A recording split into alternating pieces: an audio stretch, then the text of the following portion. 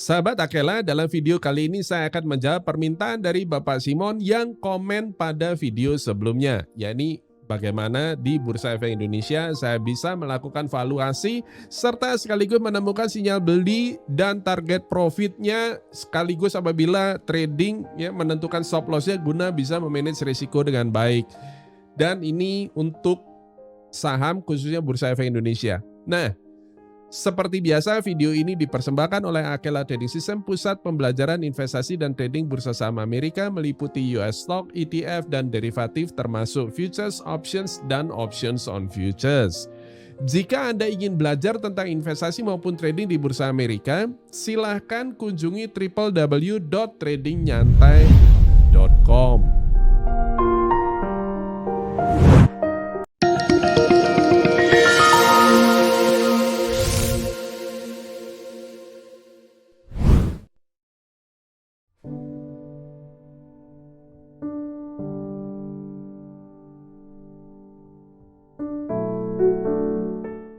Teman-teman semua, saya akan tunjukkan kepada sahabat Akela semua ya bagaimana saya memilih dan menganalisa saham ya di Bursa Efek Indonesia. Coba Anda perhatikan, saya mulai dari sini ya, sederhana sekali. Ini adalah website bursa kita idx.co.id dan kemudian masuklah kemari ya, data pasar ya, terus kemudian sesudah data pasar ini masuk kemari, ini ada daftar saham. Dan pilih sektornya ya. Kalau tadi kita maunya cari di consumer non cyclicals ya, maka pilih consumer non cyclical dan kemudian pilih papannya, pilih papan utama.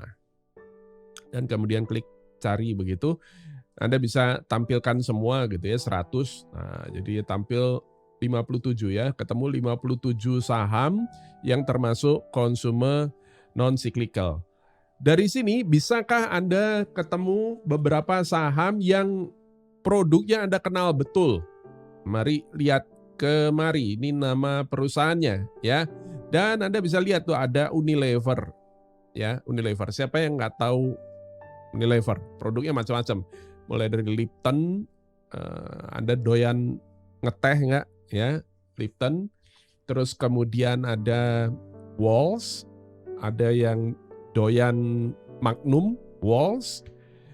Ya, nah itu adalah beberapa produknya Unilever. Jangan lupa lagi ada Pepsodent, ya, oke. Saking kuatnya branding Pepsodent, ya, sampai ketika orang mau carinya itu adalah pasta gigi, itu setiap kali ke toko ya, ke supermarket atau ke minimarket itu nanyanya, Mbak atau Di, tolong tanya saya cari Pepsodent di mana ya gitu. Ya, padahal yang dituju bukan mungkin pasta gigi merek lain, tapi yang dicari adalah Pepsodent gitu. Brandingnya kuat banget. Nah, saya akan tunjukkan sekarang ya. Kita buka chartsnya sekarang. Dan untuk itu saya menggunakan ini TradingView. TradingView ini gampang sekali, Anda tinggal masuk ke websitenya juga www.tradingview.com bisa, atau Anda bisa install aplikasinya yang bisa di-download dari situ terus kemudian di-install di komputer Anda. Dan kemudian masukkan kemari, ini adalah composite ya. Composite ini adalah indeks harga saham gabungan kita Bursa Efek Indonesia. Nah, terus kemudian saya selalu pakai weekly dulu. Ya, kenapa? Karena saya mau lihat big picture-nya, gambar besarnya kayak gimana. Nah, sesudah itu Anda bisa lihat begini charts-nya bahwa tahun 2020 kemarin crash parah betul. Tapi terus kemudian sudah recover dan market bullish ya, uptrend kayak begini. Terus kemudian ada yang bilang bahwa oh ini double top. Saya bilang belum tentu. Kenapa? Karena secara teori analisa teknikal ya, kalau ini diduga berpotensi sebagai double top reversal pattern, maka Bapak Ibu ini ya adalah support neckline, dan ini harus di break dulu, turun dan ditembus, baru kita bisa sebut ini double top. Sebelum ini dijebol, maka ini tidak bisa disebut double top, ya.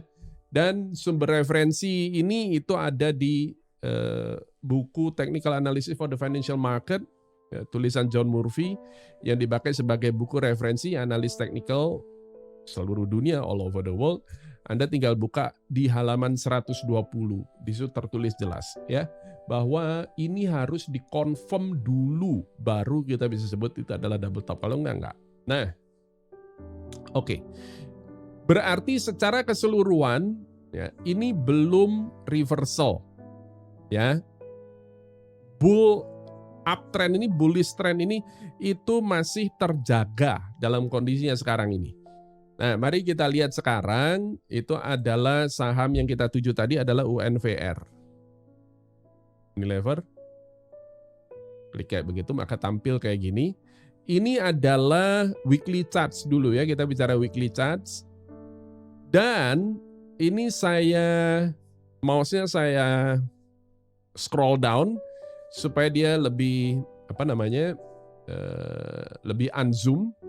Kenapa? Karena saya mau lihat sejarahnya.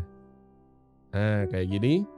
Ya, berarti saham ini sempat naik kenceng loh ya, sempat uptrend bagus banget sampai tahun 2018. Kemudian di tahun 2018 ini ada pola head and shoulder pattern ya, dan sudah komplit di sini, neckline-nya udah ditabrak di tahun Februari 2020 itu, sehingga sesudah itu dia confirm reversal pattern dan dia downtrend kayak begini ya.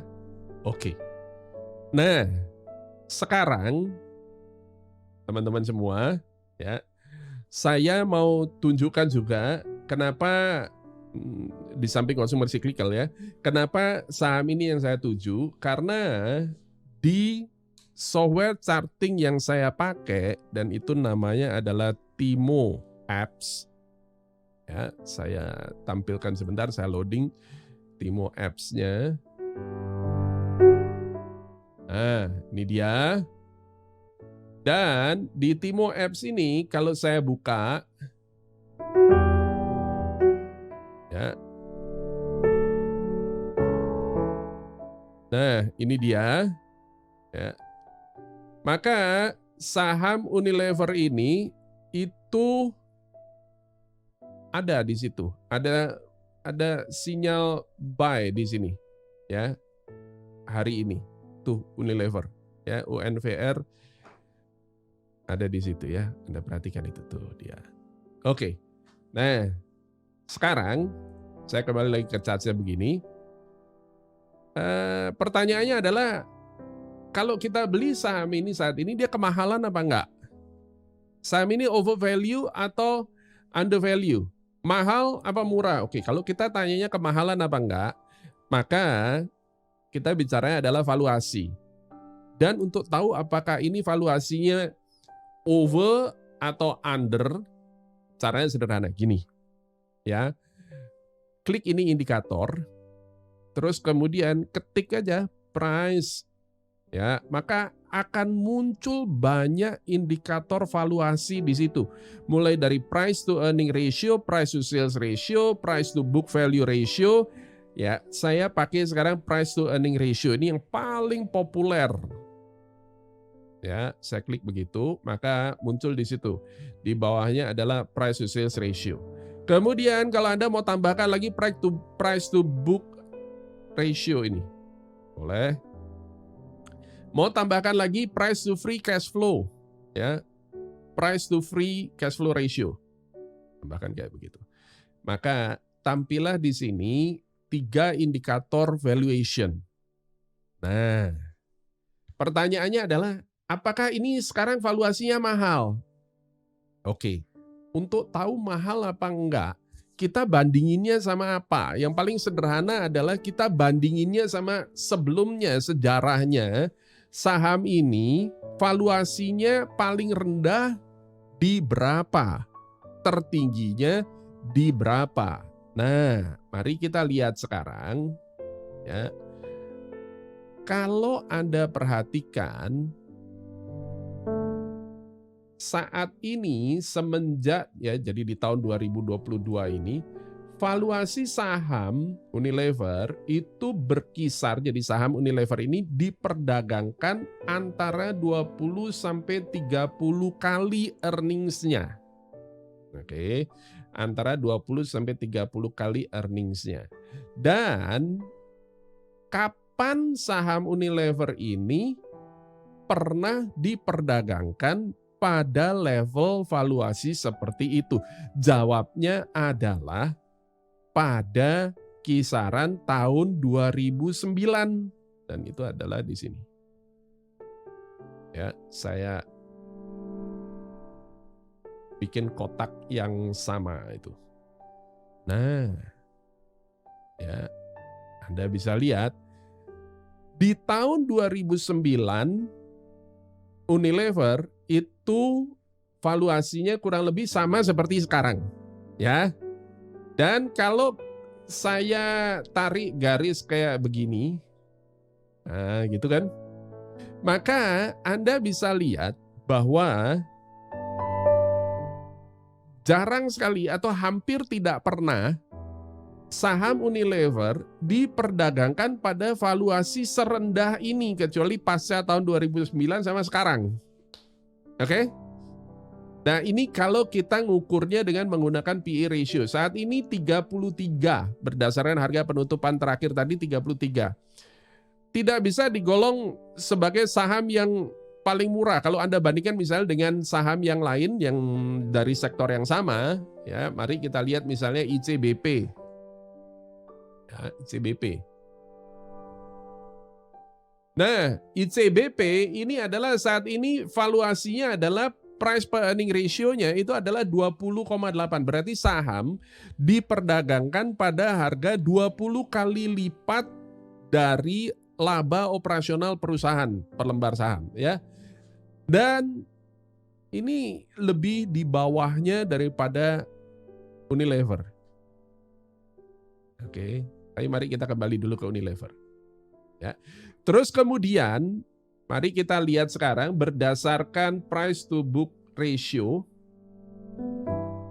Ini juga saham ini saat ini diperdagangkan pada kisaran yang sama seperti tahun 2009-2010 dan kalau diperhitungkan atau dinilai berdasarkan price to free cash flow ratio, maka saat ini ya, saham bahkan sedikit di bawah periode tahun 2009-2010.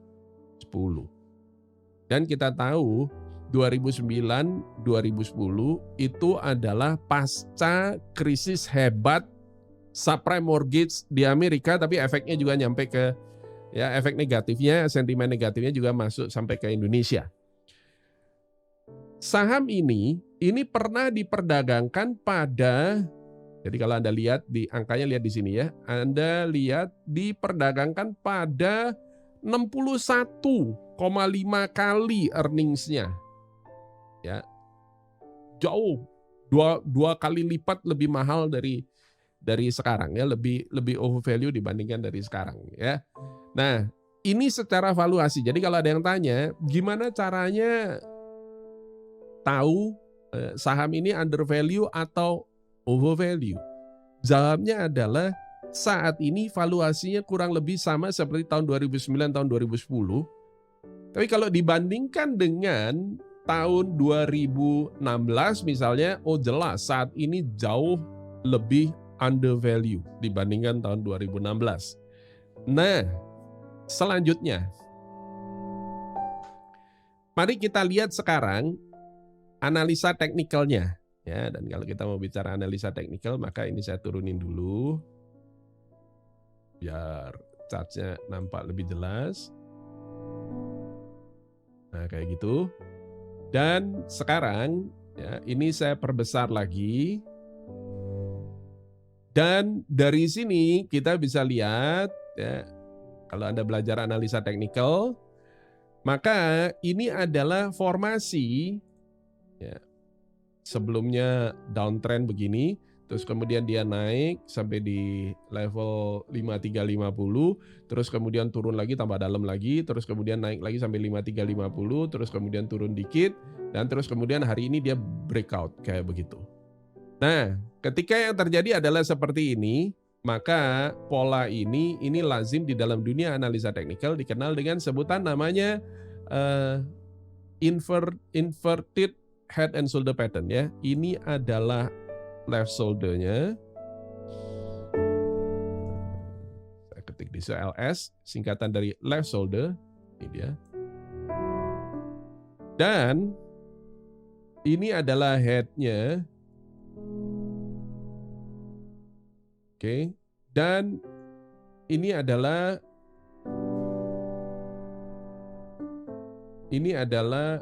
right shoulder. Saya ketik RS gitu ya. Untuk ngelabel right shoulder-nya. Ini head-nya saya kasih gede gini ya. Nah, biar jelas. Oke. Pertanyaan selanjutnya adalah jika kita beli pada titik ini, kita beli saham ini, maka targetnya berapa? Dan ini kalau Anda invest bisa di hold long term karena dia valuasinya rendah. Oke, Anda bisa hold long term. Tapi pertanyaannya adalah kalau trading, target profitnya di berapa? Anda mau nyampe TP kemudian dijual di harga berapa, terus kemudian stop loss-nya di berapa? Oke, gini caranya. Oke, nomor 1 adalah secara teknikal, klik ini, rectangle ini, dan ini saya bikin sampai di ujung paling bawah. Oops. Nah, ujung paling bawah, terus kemudian saya gedein gini ya. Oke, terus kemudian ini jangan 3 poin, nah 1 poin ya, biar kecil, biar nampak jelas. Ini saya kasih warna hijau gitu ya. Oke. Dah.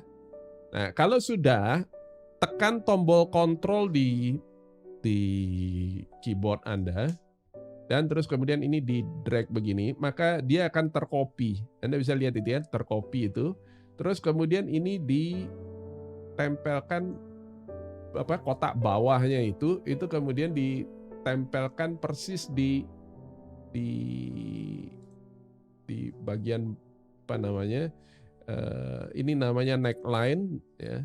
Ini namanya neckline, saya ketik di sini neckline. Klik OK kayak gitu.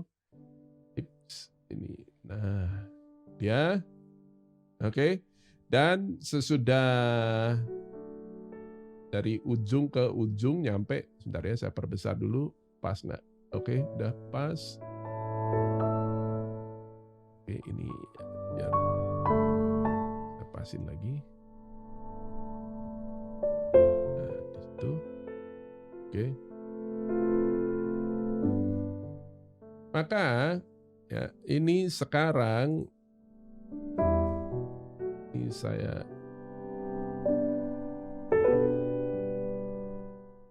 garis kayak begitu. Ya, ketemunya berapa itu? 7.980 ya, itu targetnya. Benar ya? Ya, betul. Nah, kira-kira di situ ya. Itu 7.000 sekian ya, 7.000 sekitar 7.980.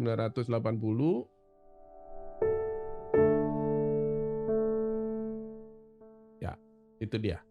Nah, pertanyaannya adalah stop loss-nya di berapa? Untuk stop loss ini tinggal klik di garis bawah ini lagi, dan kemudian Anda tinggal tempelkan di situ. Maka ketemulah di situ 4450 ya, 4450. Jadi kita punya peluang nih, ya, targetnya jauh ya di 8.000-an, dan sementara stop loss-nya di 4.450. Not bad ya teman-teman semua, sahabat Akela. Jadi ini adalah bagaimana saya menemukan saham, terus kemudian secara teknikal kita ketemu polanya, sahamnya juga under value. Kalau ada yang mikir bahwa seandainya ya kita bisa kembali lagi ke tahun 2009, maka saya akan beli saham ini. Kenapa? Karena kalau di tahun 2009 dipegang nih saham ini, terus kemudian nyampe tahun 2016, 2017 ketika valuasinya sudah double-nya kayak begitu, saya akan jual sahamnya, saya take profit. Ya, saya tahu. Tapi masalahnya kita nggak punya mesin waktu, nggak bisa kembali lagi ke masa lalu. Ya, saya jadi teringat lagunya Chrisye. Ya, andai aku bisa kembali ke masa lalu, ya, maka ya ini kita nggak punya mesin waktu, tapi yang terjadi adalah saat ini peluang yang sama itu hadir kembali di hadapan kita. Saham ini sudah valuasinya sudah kembali seperti tahun 2009-2010. Ya, yakni adalah diperdagangkan di kisaran antara 20-30 kali earnings-nya, laba operasionalnya. Terus kemudian ada inverted head and shoulder pattern yang secara teknikal itu artinya reversal pattern. Sudah breakout neckline, sudah confirm berarti. Ya, karena itu makanya saya berani bilang bahwa ini adalah inverted head and shoulder pattern. Kenapa? Karena sudah confirm. Ya, dia sudah breakout-nya sudah terjadi.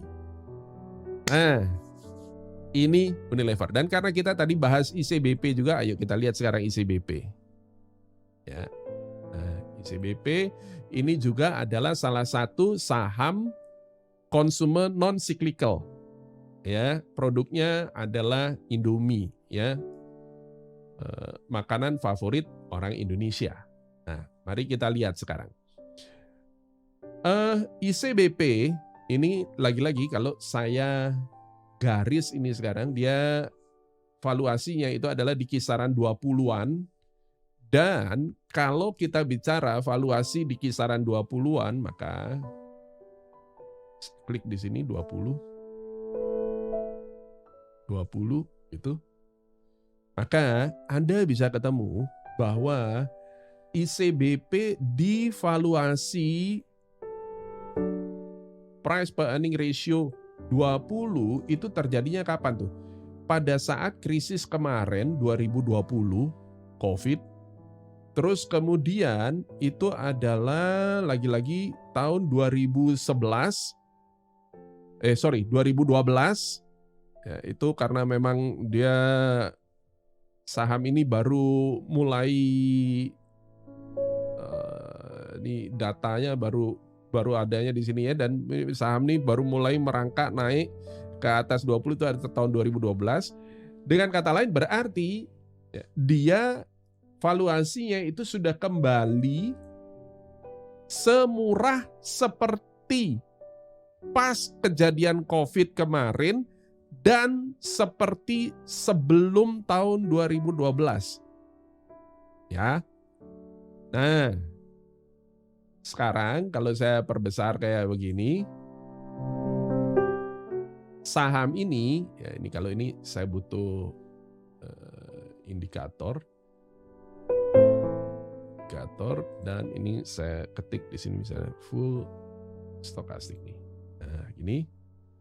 Saham ini ya sempat ada sinyal golden cross di stokastik di sini, terus kemudian dia hari ini naik kayak begini, dan di software yang saya pakai ini juga memberikan sinyal beli.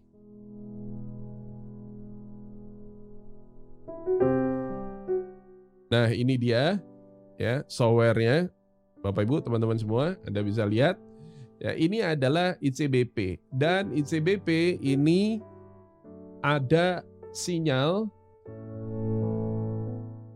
Hawk Undetected, ini adalah sinyal Timo paling strong nih ya, paling kuat. Dan kayak begini ya. Dan dia sudah tembus top box-nya di sini. Dan di sini udah jelas banget juga ya, ada support and resistance-nya di situ. Ya, nah, secara teknikal Ya, ICBP ini itu targetnya berarti ada di 9.500 ya di sini 9.500-an, dan ini juga peluang bagi teman-teman yang mau trading ya. Jadi walaupun kondisinya gelap ya, tidak semua sektor itu gelap. Kalau saya paham, karena The Fed naikkan suku bunga di Amerika ya, guna menanggulangi inflasi sebagaimana saya bahas dalam video-video sebelumnya. Guna menanggulangi inflasi, The Fed menaikkan suku bunga, dan dengan The Fed menaikkan suku bunga maka terpaksa Bank Indonesia juga harus ikut menaikkan suku bunga. Inflasi Indonesia itu juga merangkak naik. Guna menanggulangi ini semua, Bank Indonesia BI juga menaikkan suku bunga. Ya, kemarin sudah sampai 4,25. Lagi-lagi masalahnya adalah begini. Jika kenaikan suku bunga yang dipermasalahkan, maka sektor yang bermasalah itu adalah sektor yang sensitif terhadap kenaikan suku bunga. Dan itu adalah contohnya yang pertama sekali terpukul. Itu adalah startup. Itu udah jelas. Kenapa demikian? Karena startup ini dia ketika mulai bisnisnya belum menguntungkan. Ya, ini adalah proyek bakar duit di depan. Dan kalau dia bakar duit di depan, maka berarti dia butuh venture capital. Dan venture capital merasa bahwa cost of money atau cost of borrowing itu sekarang jadi mahal. Karena itu mereka tidak bisa seleluasa sebelumnya ketika mengucurkan dana untuk startup. Ya, ini yang pertama. Yang kedua, semua sektor yang sensitif terhadap suku bunga. Contohnya adalah apa? Properti. Ya, kenapa demikian? Karena rata-rata hampir semua orang, ya saya bicaranya secara umum, itu membeli properti dengan menggunakan financing dari bank, ya, KPR. Nah, ketika suku bunga dinaikkan, maka cicilannya naik, dan ini akan membuat calon konsumen properti akan mikir-mikir dulu untuk beli properti. Ya. Tapi bukan berarti bahwa semua sektor akan terpukul semua. Contohnya adalah lagi-lagi, kalau Anda lihat ya, consumer non-cyclical ini fine. Kenapa? Karena walaupun suku bunga dinaikkan, saya tanya, walaupun suku bunga dinaikkan, apakah teman-teman semua sahabat Akela berhenti beli pasta gigi, berhenti beli rinso, berhenti nggak makan es krim misalnya? Enggak. Anda akan tetap pakai produknya. Ya. Ada juga konsumen non cyclical yang lain. Contohnya adalah rokok. Ini juga sama ya, PT HM Sampurna. Terus kemudian gudang garam. Tanya sama perokok, apakah dengan suku bunga dinaikkan mereka berhenti nggak mengkonsumsi rokok lagi gitu? Putus rokok. Saya sudah berhenti merokok, tapi itu bukan karena gara-gara suku bunga naik, tapi gara-gara alasan kesehatan. Saya mau usia saya sudah tambah lanjut, maka saya harus menjaga kesehatan yang lebih baik. Karena itu makanya saya berhenti merokok. Nah, tapi ini menjelaskan bahwa ketika media dan banyak di sosial media saya lihat mengkhawatirkan ekonomi gelap, bukan berarti semua sektor kayak begitu. Oke, ini adalah beberapa contoh yang saya tunjukkan kepada Anda. Nah, sahabat Akela, jika Anda merasa video ini bermanfaat untuk Anda, silakan klik tombol like dan silakan share video ini di jejaring sosial Anda. Bila mana Anda butuhkan, saya juga membagikan link untuk market report yang saya sajikan dalam video ini kepada sahabat Akela semua. ada di kolom deskripsi di bawah ini. Semoga bermanfaat dan ikuti selalu video dari kami. Sukses selalu untuk Anda.